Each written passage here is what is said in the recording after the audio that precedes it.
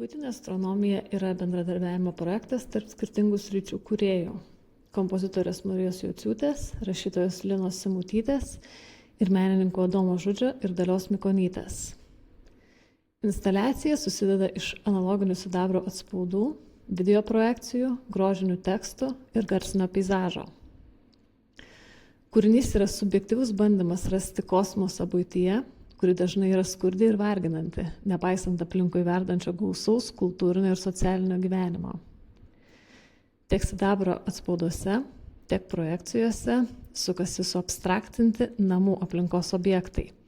Virtuvės rakandai, patalai, namų technika ir suarchyvuoti praeities kūriniai. Tai linkėjimas nesusipaprastinti ir nenuskęsti juodojoje skylėje. Kvietimas įsiklausyti į mokslininkų naudojamas buities metaforas, patirti magiško realizmo tekstus ir romantizuoti savo kasdienybę.